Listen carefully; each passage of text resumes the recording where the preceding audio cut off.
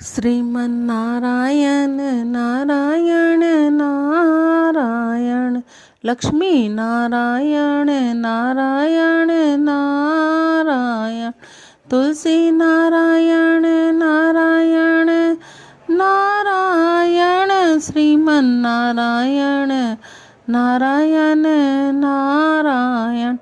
बोलो राधे राधे। कल विजय काशी, फागुन कृष्ण पक्ष की कल विजय काशी है।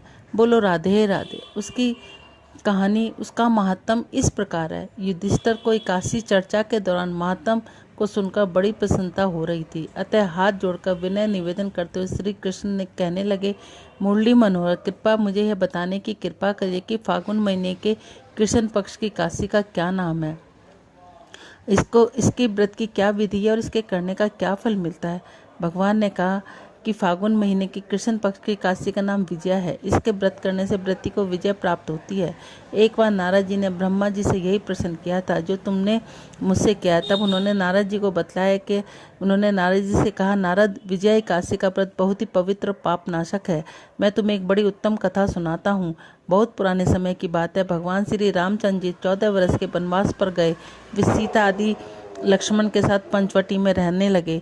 वहां से लंका के राजा रावण से राम की तपस्वी पत्नी सीता का हरण कर लिया।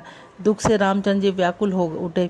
वे सीता को खोजते हुए वन में घूमते हुए इसी दौरान उनकी भेंट जटायु से हुई, जो मरने ही वाले थे। उनका उद्धार करने के लिए उन्होंने कंबल नामक राक्षस को मार दिया। इसके बाद उनकी किष्किंधा में राजा सुग्रीव से मित्रता हो गई। वहीं सीता की खोज के लिए वानरों की सेना तैयार हो गई। हनुमान ने लंका पहुंचकर अशोक वाटिका में सीता जी के दर्शन किए। उन्हें श्री राम के चिन्ह के रूप में अंगूठी दी। यह हनुमान जी का बहुत बड़ा पुरुषार्थ का कार्य था। लौटकर हनुमान जी ने श्री राम से मिले और लंका के सब समाचार सुनाए। तब श्री राम ने सुग्रीव से विचार विमर्श करके लंका के लिए प्रस्थान किया। समुद्र के किनारे पहुंचकर उन्होंने लक्ष्मण से कहा, प्रिय लक्ष्मण, इस अथाह अनेक जीवों से युक्त समुद्र को कैसे पार करेंगे। लक्ष्मण ने उत्तर दिया, आदरणीय भ्राता श्री, आप पुरुषोत्तम आदि पुरुष हैं, आप सब कुछ जानते हैं। यहाँ तो केवल 2 कोस की दूरी पर द्वीप के अंदर बलमक नामक मुनि रहते हैं। उनके आश्रम पर जाकर उन्हीं से इसका समाधान करना ठीक होगा। लक्ष्मण की बात श्री राम को बहुत अच्छी लगी है। वे महामुनि से मिलने गए। वहां जाकर उन्होंने मस्तक झुकाकर प्रणाम किया और मुनि उसे देखते ही पहचान गए कि ये तो भगवान श्री राम है। इन्होंने किसी कारण उस मनुष्य के रूप में अवतार लिया है। श्री राम के आने के बाद महर्षि बहुत प्रसन्न हुए। उन्होंने पूछा, श्री राम, आपका शुभ आगमन यहाँ कैसे हुआ है। श्री राम बोले, महर्षि, मैं अपनी सेना लेकर वहां आया हूँ।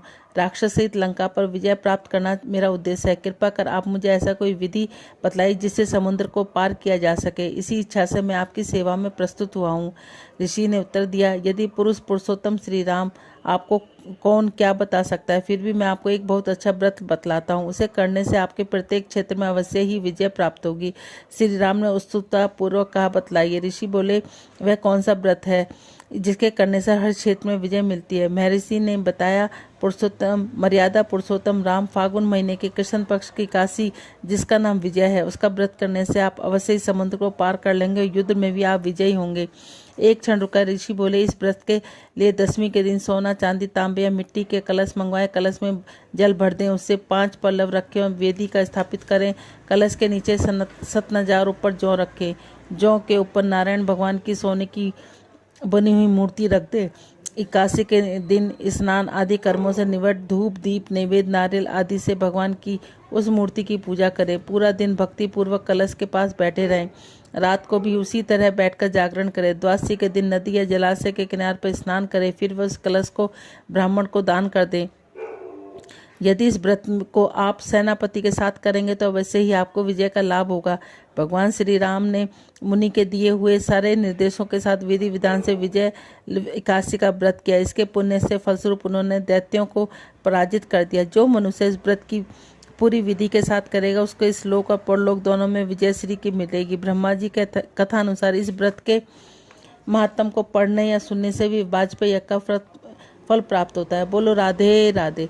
श्री कृष्ण गोविंद हरे मुरारी, हे नाथ नारायण वासुदेवा।